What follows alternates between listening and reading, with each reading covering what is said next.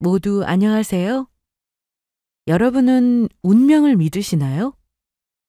저는 2년 엄청난 일을 겪으며 운명이라는 걸 믿게 되었습니다.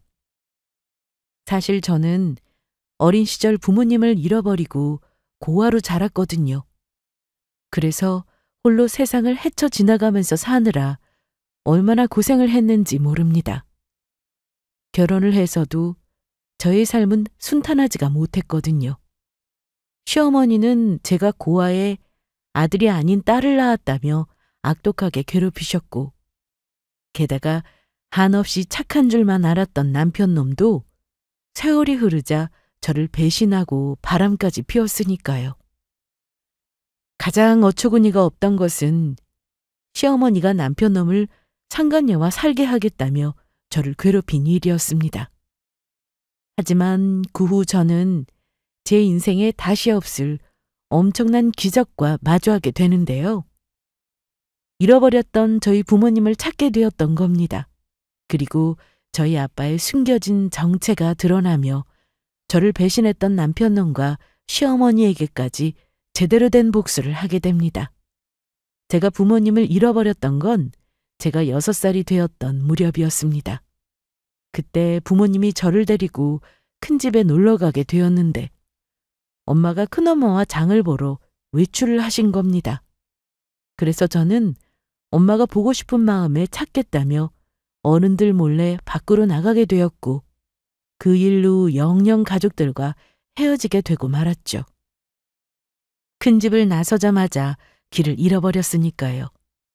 게다가 거리에서 한참을 헤매다가 집으로 가는 버스를 보고 어른들을 따라 무작정 타버린 것이었습니다.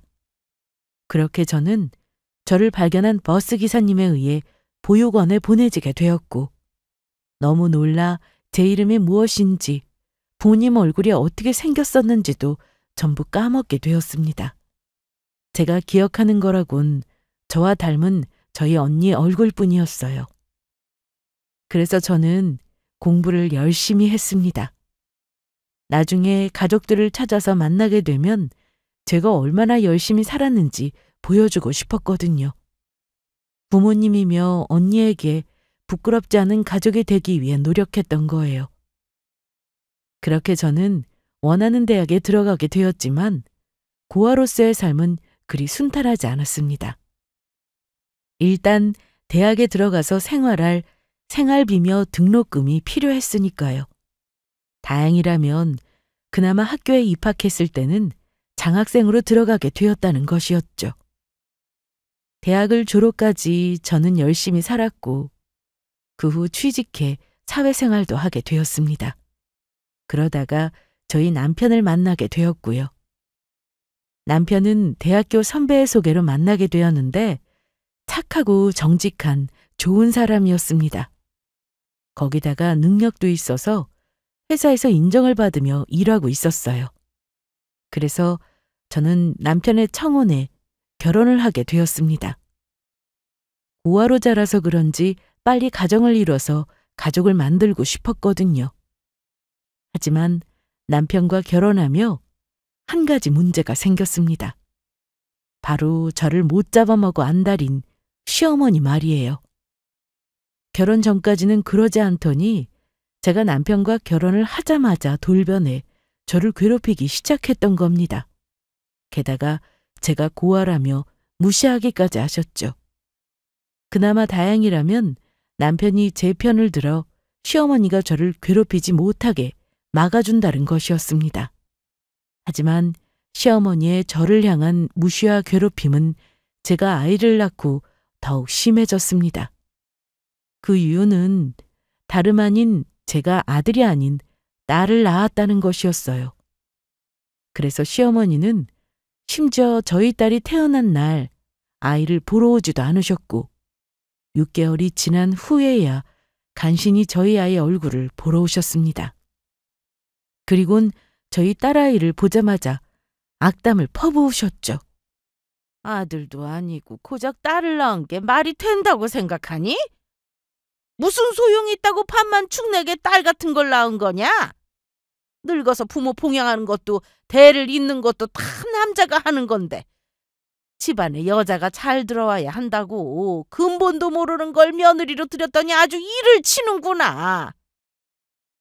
어머니, 저희 아이 앞에 두고 그게 무슨 말씀이세요? 요즘 누가 그런 걸 따진다고요. 그리고 요즘은 딸들이 효도 더 잘해요. 그거야 너처럼 아들 못 낳은 것들이나 하는 변명이고 세상이 아무리 변해도 아들이 최고인 거다. 그러니까 참말 말고 너 몸 회복되는 대로 바로 아이 가져서 아들 하나 더 낳는 거다. 엄마, 당장 그만두지 못하겠어? 집사람 말대로 요즘 누가 그런 걸 따진다고 그래? 우리 이미 아이 하나만 낳아서 키우기로 했고 엄마 자꾸 집사람 괴롭히면서 그런 소리 할 거면 우리 집에 오지 마.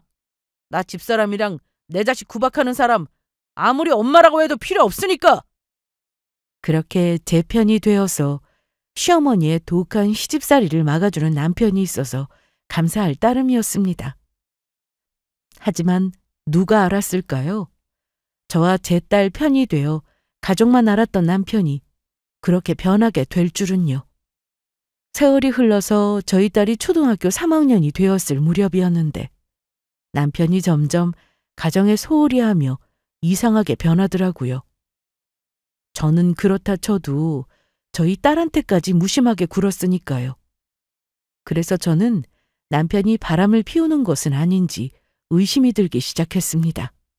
그리고 그런 의심이 들기 시작한 지 얼마 지나지 않아 시어머니가 저에게 아주 중요하게 할 말이 있다면서 저를 시댁으로 부른 것이었어요. 그래서 저는 시댁으로 가게 되었고 그곳에서 상상도 하기 싫은 아주 충격적인 장면을 목격하고 말았죠. 남편 놈이 자기와 바람 피운 상간녀까지 데리고 시댁에 와 있었던 겁니다. 그것도 제가 보는 앞에서 상간녀는 뻔뻔하게 보란 듯이 남편 놈의 팔짱까지 낀 상태였죠. 게다가 시어머니는 그런 상간녀를 며느리 대하듯 대하고 있었어요. 그동안 저에게는 한 번도 보이지 않던 아주 상냥한 모습으로 과일까지 깎아서 바치더라고요. 그래서 저는 참을 수 없는 분노에 떨리는 목소리로 이야기했죠. 어머니, 지금 뭐 하시는 거예요? 그리고 당신은 지금 여기서 뭐 하는 거고? 지금 이 꼴 보이려고 저 부른 거예요? 2번 말하지 않겠다. 너 당장 우리 아들이랑 이혼해라. 여기 있는 은혜가 진짜 내 며느리니까.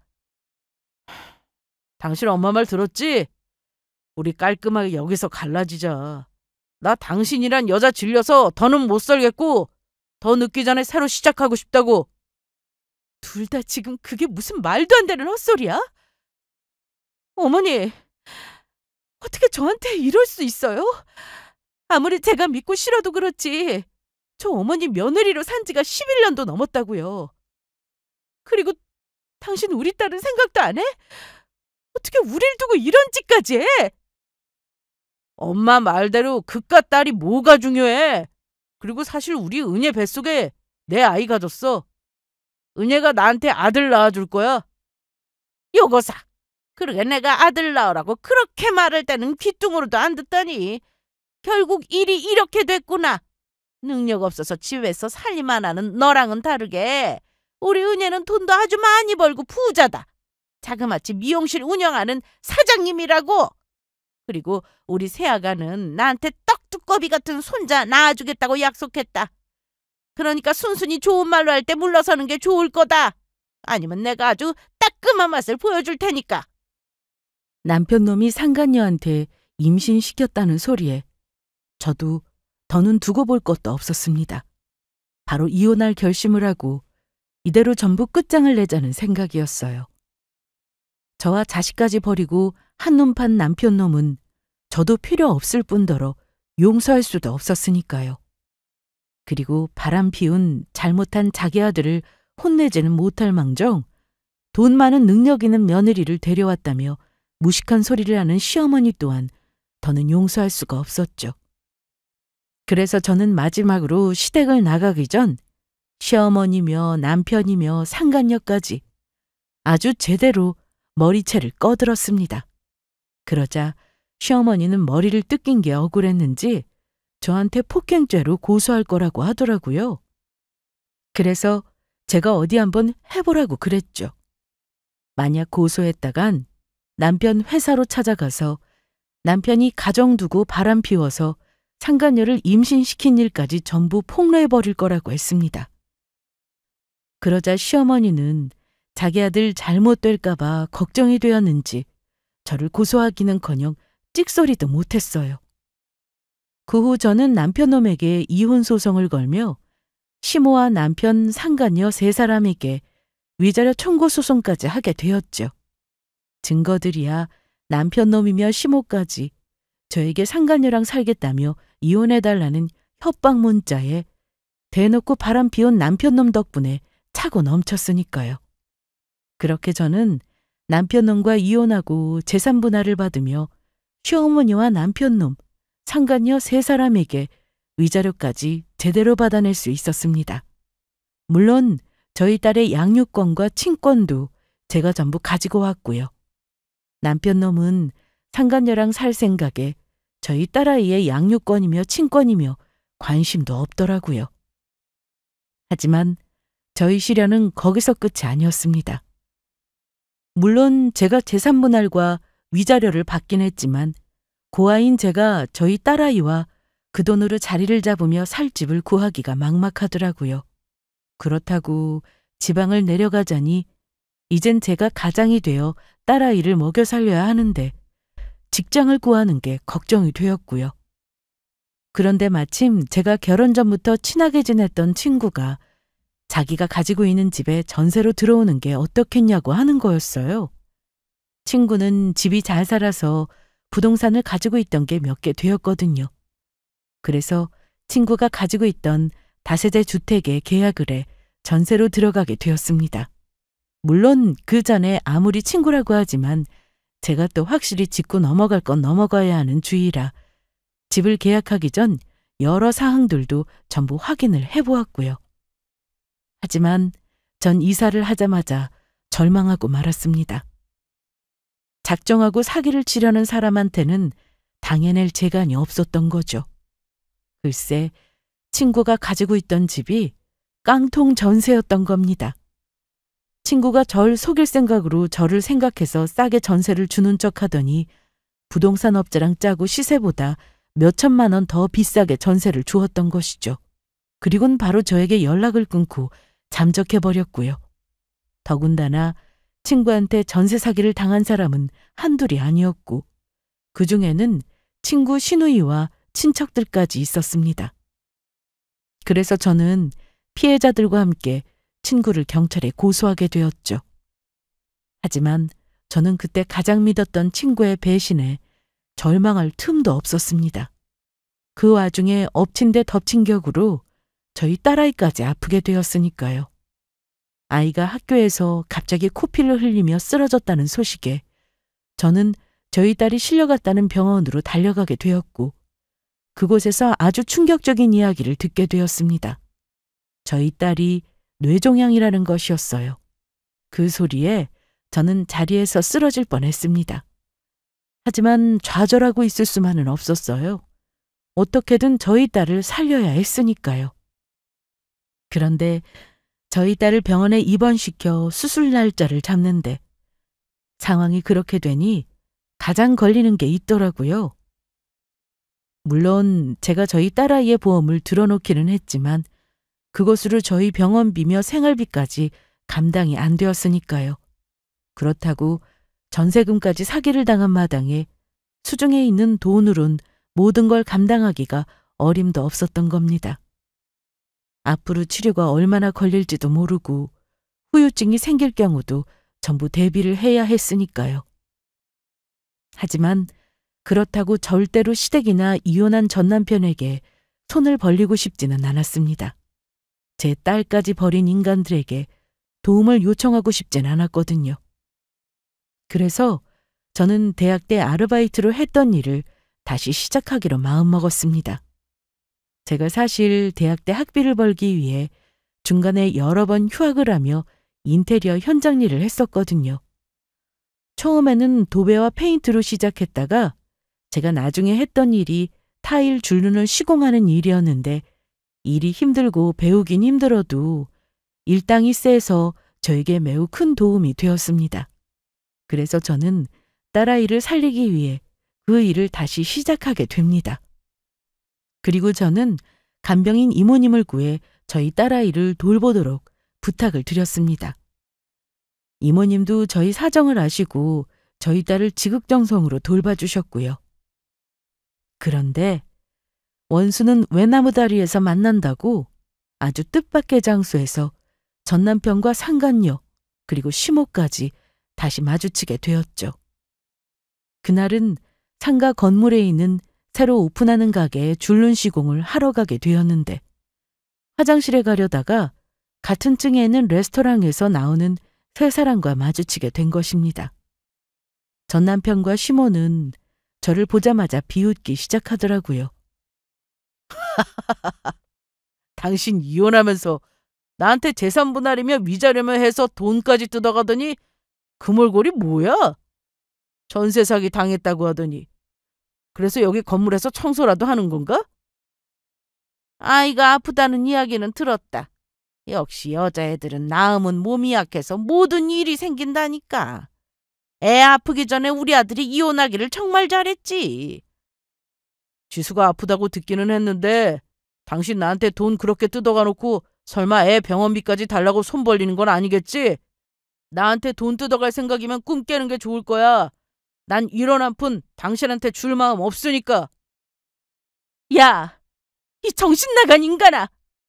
내가 더럽고 치사해서 너 같은 놈한테 도움받을 생각도 없지만 너는 네 자식이 아프다는데 아이 걱정은 안 하고 지금 돈 이야기가 나오냐?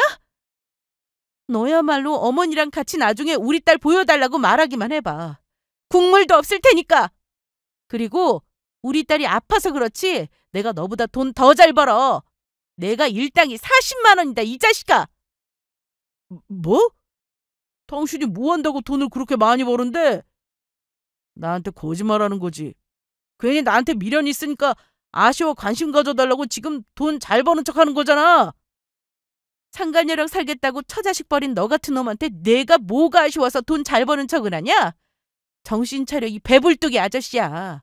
아들 타령이나 하는 정신 나가 심어 있는 너희 집에 다시는 시집 안 가. 알겠냐? 네 주제나 알고 짓거리라고. 제 말은 거짓이 아니고 사실이었습니다.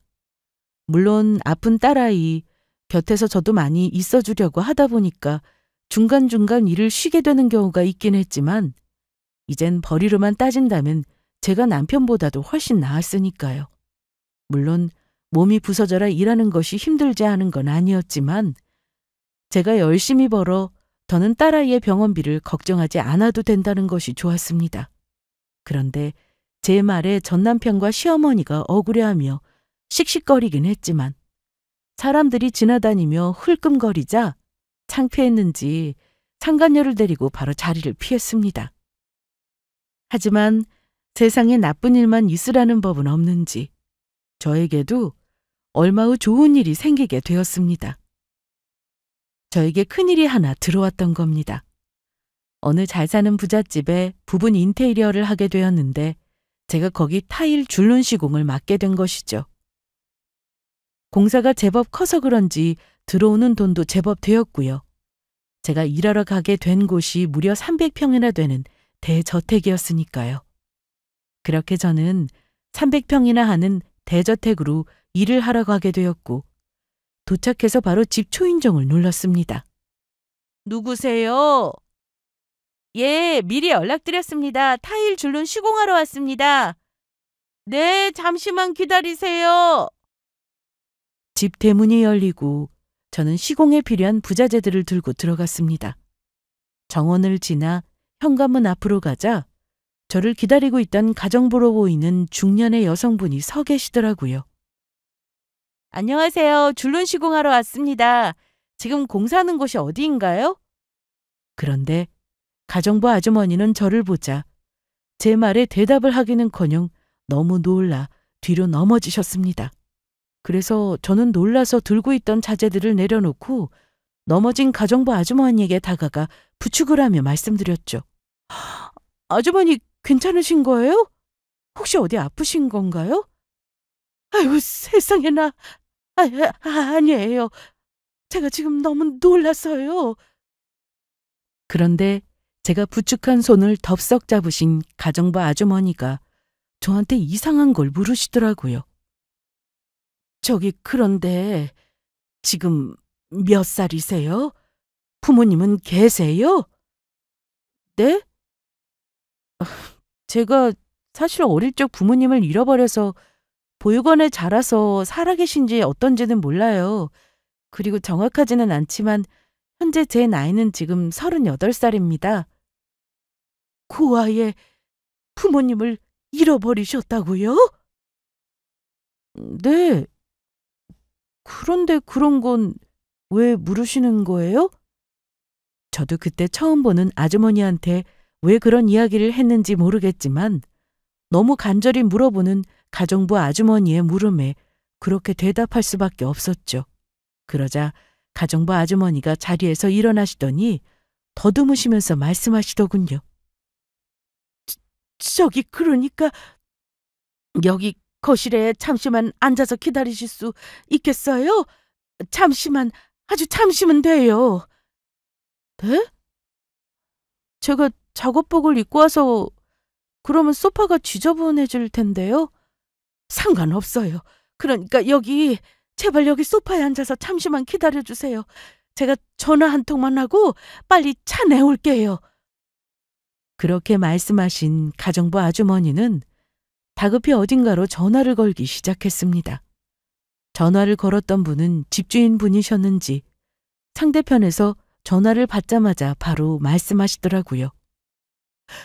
사모님, 찾았어. 그러니까 사모님, 빨리 와서 이분 좀 보셔야 할 것 같아요. 제가 어디 못 가게 꼭 잡아두고 있을게요. 되도록 빨리 와주세요. 저는 제가 잘못한 것도 없는데 가정부 아주머니가 집주인분에게 저를 어디 못 가게 꼭 붙잡아둔다고 말하며 통화를 하니 괜스레 겁도 나고 그 집에서 도망을 나와야 하는 건 아닌지 별의별 생각이 다 들었습니다.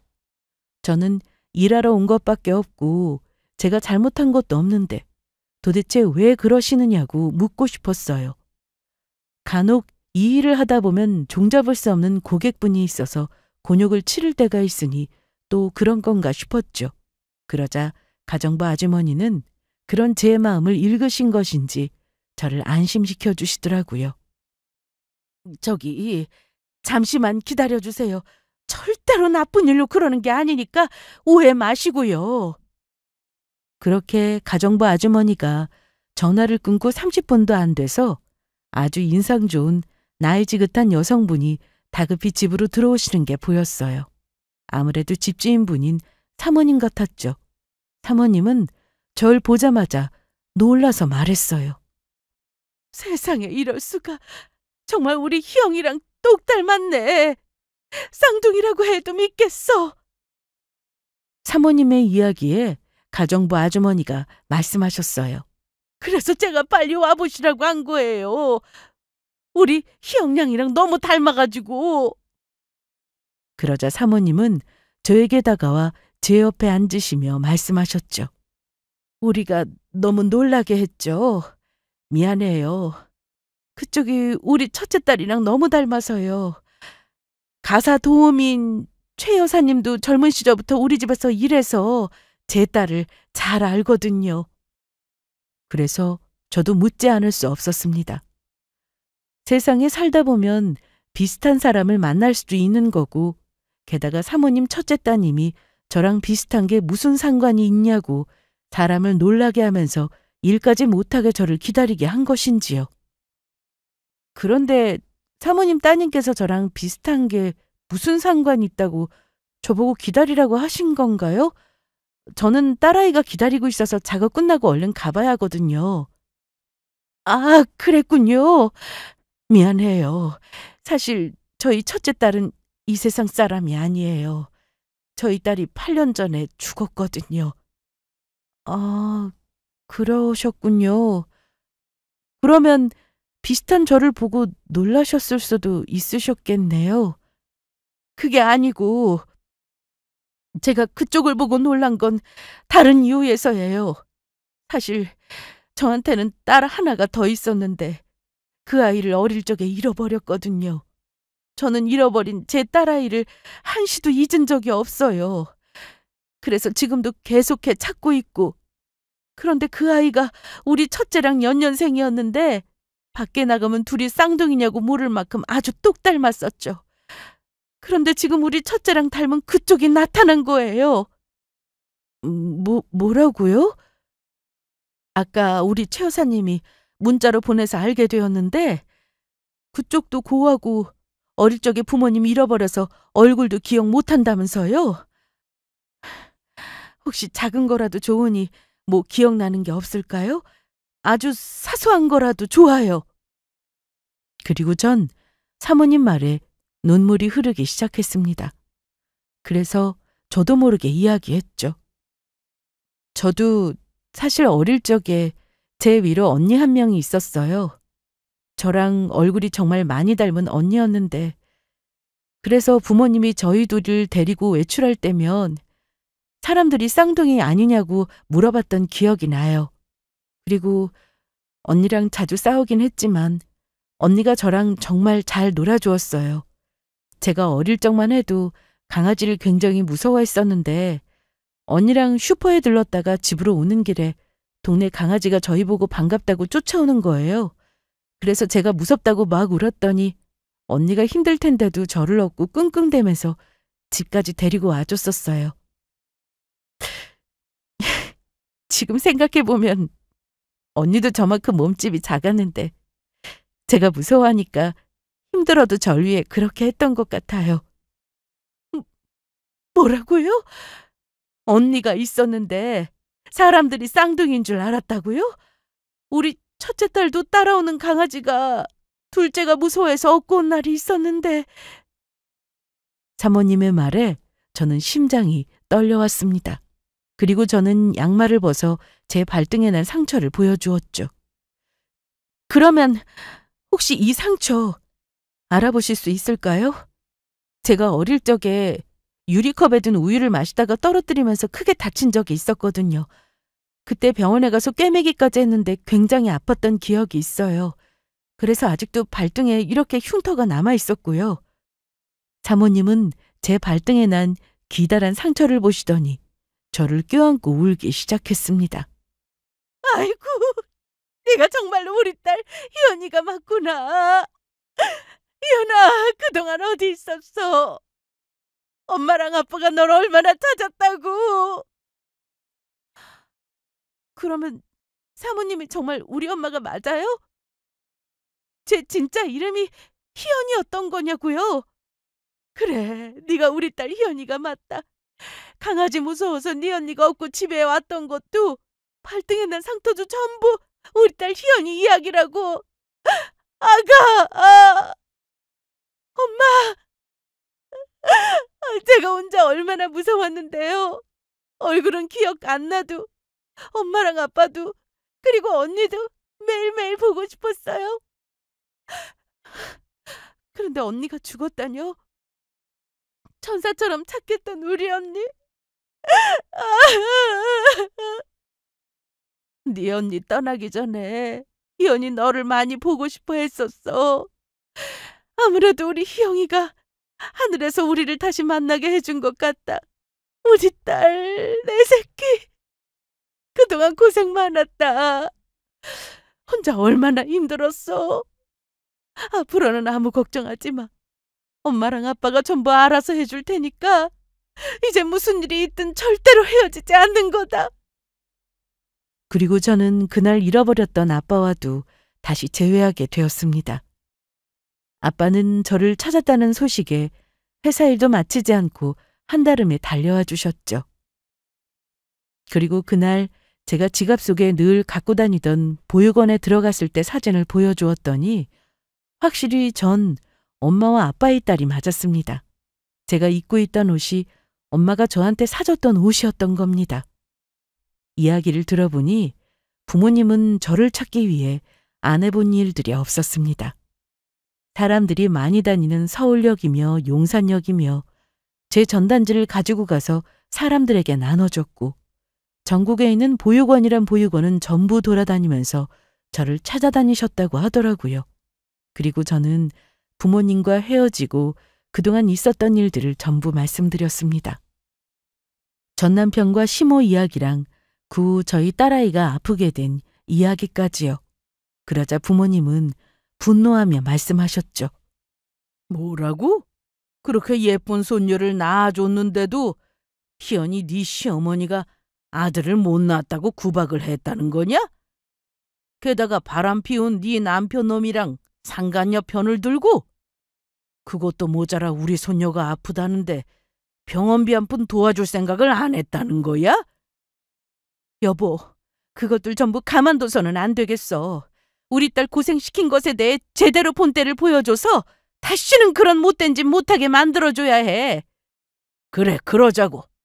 내가 가지고 있는 힘을 총동원해서 그걸도 전부 쫄딱 망하게 만들 테니까. 딸, 아무 걱정하지 마라. 이 아빠가 이래봬도 아주 잘 나가는 사람이라고. 이 박순철의 명예를 걸고서라도 전부 해결해 줄게. 네, 엄마 아빠 정말 고맙습니다. 이렇게 두 분이 제 편 들어주시는 것만으로도 제 억울했던 마음이 풀리는 것 같아요. 우리가 이러고 있을 때가 아니지. 여보, 우리 당장 우리 예쁜 손녀 보러 갑시다. 우리 희연이가 낳은 예쁜 손녀딸 보고 싶어서 눈이 뒤집힐 것 같아. 당신도 그래? 나도 그러는데. 우리 어서 손녀딸 보러 가자고. 그날 저는 부모님과 함께 병원에 입원해 있는 저희 딸을 보러 갔죠. 부모님은 저희 딸을 보시자 얼마나 좋아하셨는지 몰라요. 저희 딸을 안고 펑펑 눈물을 쏟으셨으니까요. 저희 시모와 전 남편과는 아주 다른 반응이었죠. 그리고 그날 부모님의 도움으로 저희 딸은 VIP 1인 병실로 옮기게 됩니다.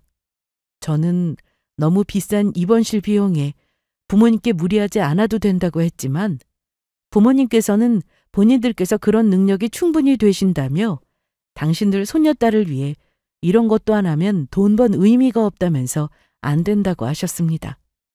그리고 그동안 저희 딸아이를 정성으로 돌봐주신 이모님에게도 감사함을 표했고요. 제가 드렸던 돈보다 더 많은 돈을 주면서 따로 부모님 집에서 일하는 직원으로 고용하기로 하셨던 겁니다. 그리고 저는 부모님과 유전자 검사를 하게 되었고 당연한 것이지만 부모님의 친자가 맞았습니다. 그 후 저는 부모님 집에 들어가 살게 되었어요. 부모님은 제가 살 방과 저희 딸 방까지 새로 인테리어를 해주셨죠. 저희 딸아이가 항암 치료를 마치고 바로 부모님 집에 들어와 저와 같이 살 수 있도록요. 그리고 아빠는 정말로 저희 전 남편과 시모 그리고 상간녀까지 제대로 복수할 계획을 세우십니다. 저희 부모님 집을 찾았을 때부터 범상치 않음을 느꼈지만 저희 아빠가 큰 중소기업 회사의 사장님이셨던 겁니다.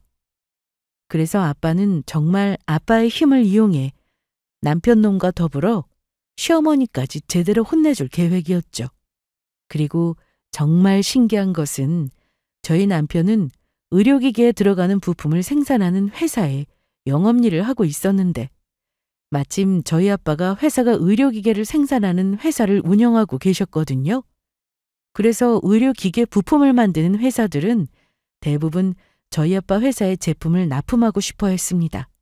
그만큼 저희 아빠 회사가 큰 회사였으니까요. 그리고 그건 전 남편네 회사도 마찬가지였나 보더라고요.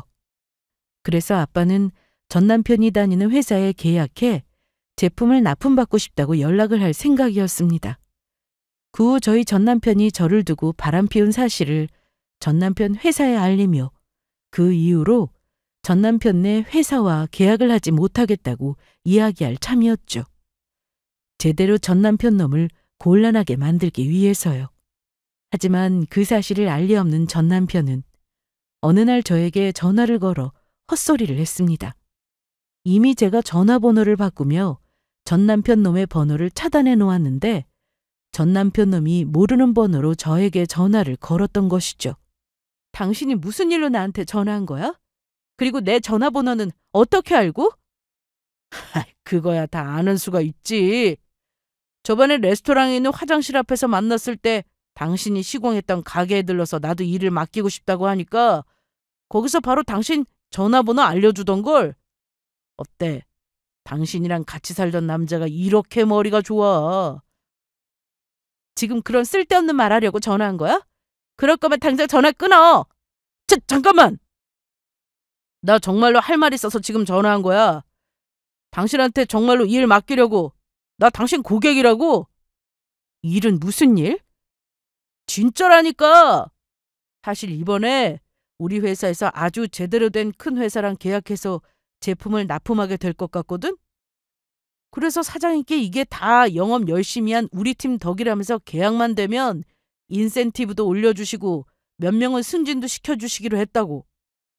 그래서 내가 이번에 인센티브 받으면 나 결혼해서 들어갈 신혼집 인테리어 좀 해서 들어가려고.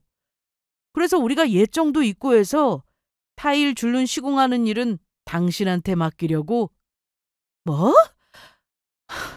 뭐 이런 정신 나간 놈이 다 있어. 너는 생각이란 게 있는 거니? 네 놈이 바람 피워서 이혼했는데 지금 그런 상간녀랑 결혼해서 살 집을 나보고 시공해달라는 거냐?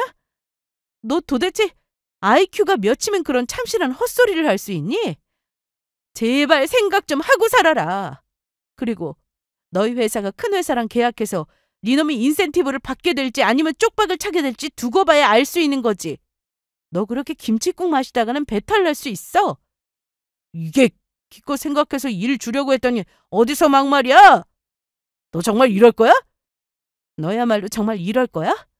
너 다시 한번 나한테 연락했다가는 그때는 스토킹으로 경찰에 신고할 테니까 연락하지 마라. 그리고 내가 그 일 관둔 지가 언제인데 전화해서 헛소리야.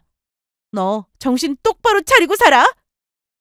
저는 전 남편 놈의 전화를 바로 끊어버렸습니다. 그리고 지금 전 남편 놈의 회사에서 하게 된 계약이 어떤 계약인지는 알고 저렇게 좋아서 저에게 헛소리를 하는 것인지 우습기만 했습니다. 저희 아빠가 남편 회사와 계약하는 날이 남편 놈의 인생이 나락으로 가게 되는 날이 될 테니까요.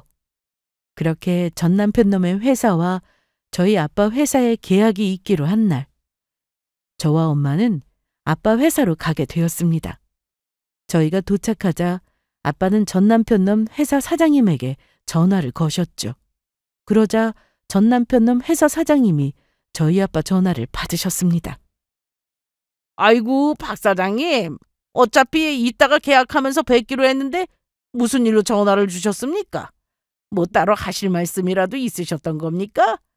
뭐든 필요한 게 있으시면 말씀만 하십시오. 저희 회사에서 무조건 맞춰드리도록 하겠습니다. 다른 게 아니고 아무래도 김 사장님 회사와 계약을 못하게 될 것 같아서 발걸음하실 필요 없다고 말씀드리려고 연락드렸습니다. 이번 계약은 없던 일로 하겠습니다. 예? 도대체 갑자기 그게 무슨 말씀입니까? 계약을 못하겠다니요? 저희 쪽에서 무슨 실수라도 한 게 있는 겁니까? 예, 아주 제대로 큰 실수를 했죠. 사실은 저희 딸이 얼마 전 이혼을 했습니다. 그것도 전 사위놈이 바람을 피워서요. 게다가 그놈이 저희 딸 사이에서 낳은 자식이 아픈데도 나 몰라라 했다더군요. 네? 따님께서 안 좋은 일로 이혼하게 된 것은 안타까운 일이나 그게 저희 회사와 무슨 상관 있다고 박 사장님께서 그러시는지요? 알아보니 그 전 사위놈이 김 사장이 회사 직원이더군요. 저희 딸 가슴에 대못 박은 원수놈이 다니는 회사를 잘 되라고 제가 계약을 할 수는 없는 거 아닙니까? 뭐라고요? 도대체 가정도 있으면서 파렴치하게 바람까지 피우고 아픈 제 자식도 나 몰라라 했던 그 직원이 누굽니까? 제가 당장 데려가서 박 사장님이랑 따님 앞에 무릎 꿇게 하겠습니다. 김 사장님 회사 영업팀에 최성준 과장이라고 있지요. 바로 그 사람입니다. 예? 최성준 과장이요? 박 사장님, 조금만 기다리십시오. 제가 당장 최 과장 데리고 박 사장님 회사로 가겠습니다. 그리고 정말 1시간도 안 돼서 전 남편 놈 사장님이 전 남편을 데리고 저희 아빠 회사 사장실을 찾아왔습니다. 제가 사장 딸이란 걸 알 리 없는 전 남편 놈은 아주 억울한 표정으로 저희 아빠 사무실로 들어왔고요. 사무실로 들어오면서도 뭐가 억울한지 자기 회사 사장님에게 변명을 늘어놓기에 바쁘더라고요. 그것도 거짓말로요. 사장님, 정말 뭔가 큰 오해가 있으신 것 같은데 집사람이랑 이혼한 건 맞지만 절대로 제가 바람 피워서 그런 게 아닙니다. 그리고 제가 아픈 제 자식을 모르는 척 내팽개쳤다니요. 사람에 대해서 어떻게 그런 짐승만도 못한 짓을 하겠습니까? 더군다나 이렇게 큰 회사 사장님의 딸이 저랑 이혼한 전처라니 말이 안 됩니다. 저희 집사람 저랑 이혼하고 타일줄눈 시공하러 다니고 있다고요. 최 과장 변명을 하고 싶거든. 나한테 말고 박 사장님께 직접 드리게. 자네 때문에 우리 회사가 큰 손해를 보게 생겼다고. 정말로 최 과장 자네 때문에 이번 계약 어그러지면 내가 가만히 있지 않을 테니 명심하라고. 예, 사장님. 저만 믿으십시오. 이 억울한 오해 전부 풀고 이번 계약도 제가 앞장서서 잘 마무리하도록 하겠습니다. 하지만 전 남편 놈이 큰 소리 칠 수 있었던 것도 저의 얼굴을 보기 전까지였습니다. 남편 놈은 아빠 사장실에 있는 저를 보자마자 놀라 자빠지려고 했으니까요. 당신이 여기, 왜 여기에? 왜긴 우리 아빠 회사니까 아빠 보려고 찾아온 거지? 그게 무슨 말이야? 여기가 당신 아빠 회사라니 당신 고아의 가족도 없잖아. 아, 얼마 전에 잃어버렸던 부모님을 찾았거든. 그런데 우리 아빠가 여기 회사 사장님이지 뭐야? 내가 우리 부모님 찾고 얼마나 기뻤는데 그동안의 서름이 다 날아가더라. 당신 어머니가 나 아들 못 낳고 딸 낳았다고 들들 볶으며 괴롭힌 거랑 당신이 나 두고 상간녀랑 결혼하겠다고 이혼하자고 했던 거랑 우리 딸 아플 때 내가 병원비 달랄까 봐 전전긍긍했던 거 나 전부 기억하고 있어. 이게 무슨 말인가? 최 과장 그러면 정말로 박 사장님 따님 두고 바람 피운 거랑 자기 딸 아픈데도 나 몰라라 했던 것까지 전부 사실이었단 말인가? 이런 짐승만도 못한 놈! 모든 사람이 보는 앞에서 자신의 잘못이 들통난 전 남편 놈은 그제야 자기 회사 사장님 앞에 무릎까지 꿇고 난리가 났습니다. 사장님, 잘못했습니다. 제발 한 번만 기회를 주십시오. 집사람이 이렇게 큰 회사 사장님 딸인 줄 알았으면 저 바람도 안 피우고 저희 딸한테도 잘하면서 살았을 거라고요. 제가 잘못했습니다. 제발 용서해 주세요. 내가 미쳤나? 자네 때문에 중요한 계약도 날리게 생겼는데 기회를 주긴 왜 줘? 그리고 바람까지 피워서 우리 회사 명예 실추시킨 너 같은 인간! 우리 회사 직원으로 못 두니까 당장 사표 쓰도록 해! 네 놈은 오늘로써 해고야! 아니야, 안 돼! 여보, 제발 나 좀 한 번만 봐줘. 내가 이 나이에 회사 잘리면 어디를 가라고 그래? 그러니까 장인어른한테 말해서 나 제발 한 번만 봐달라고 하면 안 될까? 나 지금 하는 결혼 취소하고 당신한테 갈래. 나 당신이랑 재혼하면 이 회사 사위 될 수도 있는 거지? 또다시 자기 아이까지 임신한 상간녀를 버리고 저한테 오겠다고 말하는 전 남편 놈이 이젠 징그럽다 못해 소름이 돋았습니다.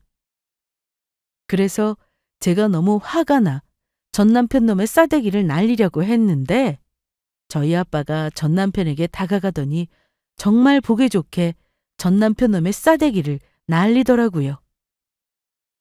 이 정신 나간 놈이 감히 그 더러운 주둥이로 누구랑 재혼을 하겠다고 짓거리는 거야? 내 딸이랑 결혼하는 동안 다른 여자랑 바람까지 피워서 임신까지 시킨 놈이! 내가 너처럼 형편없는 놈한테 세상에서 제일 귀한 우리 딸을 줄 것 같아? 너 같은 놈은 우리 손녀딸 아빠 될 자격도 없어! 다시 한번 우리 앞에 나타나봐. 그때는 니놈 대한민국에서 못 살게 만들어줄 테니까. 하지만 전 남편 놈의 고난은 그게 끝이 아니었죠. 모든 걸 제 옆에서 묵묵히 지켜보던 저희 엄마가 당신의 핸드백을 들었던 겁니다. 그리고 전 남편 놈을 미친 듯이 패버렸어요. 이 미친놈! 이 죽일 놈! 우리 딸 두고 바람 피운 것도 모자라 아픈 내 손녀딸 나 몰라라 했지? 니놈 엄마가 우리 딸 괴롭힐 때 뭐하고 있었어 이 썩을 놈아! 내가 감방 가는 한이 있어도 니놈을 아예 끝장내버리겠어! 너 죽고 나 죽자! 아유! 아파요! 아프다고요 장모님! 전 남편 놈은 먼지 나도록 저희 엄마한테 맞은 후 회사 보안 요원분들에게 붙잡혀 저희 아빠 회사에서 쫓겨나고 말았습니다. 전 남편 놈은 보안 요원분들에게 붙잡혀 가는 와중에도 저를 붙잡으려고 아등바등했죠. 그리고 전 남편 놈은 정말로 다니던 회사에서 잘리고 말았고 바람까지 피우며 아픈 딸까지 나몰라라 했던 일들이 업계에 소문이 나서 다시는 그쪽으로는 발길도 할 수 없게 되었다고 합니다. 그 이후 물론 저희 아빠는 전 남편이 다니던 회사랑 계약을 했고요. 사실 전 남편이 다니던 회사의 부품이 성능이 좋아 아빠가 원래 눈여겨보고 있던 회사였다고 하더라고요. 그리고 그 일이 있은 후 얼마 뒤 전 남편 놈은 시어머니까지 데리고 제 마음을 돌려보겠다며 저를 만나기 위해 찾아왔었습니다. 그렇게 저희 집 앞에서 기웃거리다가 경찰관 분들에게 붙잡혀 경찰서에 가게 되었고요.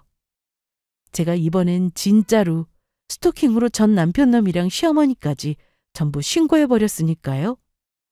저희 아빠가 이번엔 제대로 진짜 매운맛을 보여줄 거라고 하시더라고요. 그래서 변호사를 선임해 전 남편 놈에게 양육비든 뭐든 청구할 수 있는 건 전부 청구할 거라고 하셨습니다. 게다가 상간녀는 전 남편 놈이 회사에서 쫓겨난 사실을 알자마자 파혼을 하고 도망가 버렸다고 합니다.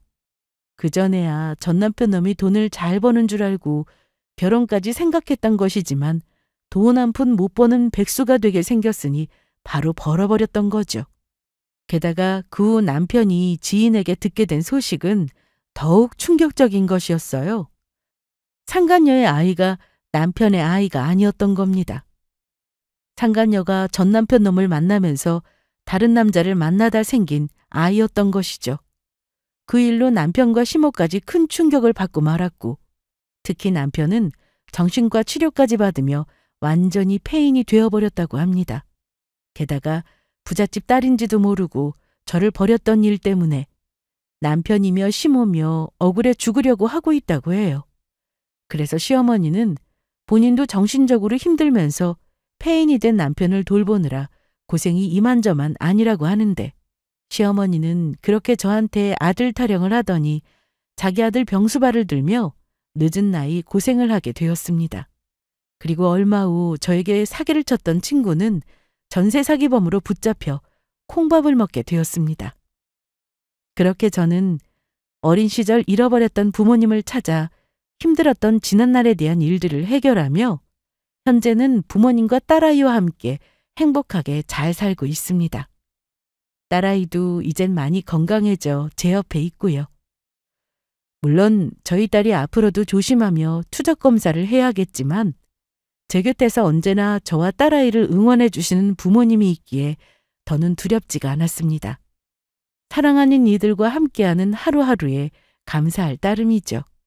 그래서 앞으로도 저희 가족 합심해서 행복하게 잘 살아보려고 합니다. 하늘에서 편히 쉬고 있을 언니도 항상 저희 가족들과 함께일 거라고 굳게 믿으면서요. 그러면 이만 제 사연을 줄이도록 하겠습니다. 모두 사랑하는 가족들과 늘 건강하고 행복하시길 바랍니다. 감사합니다.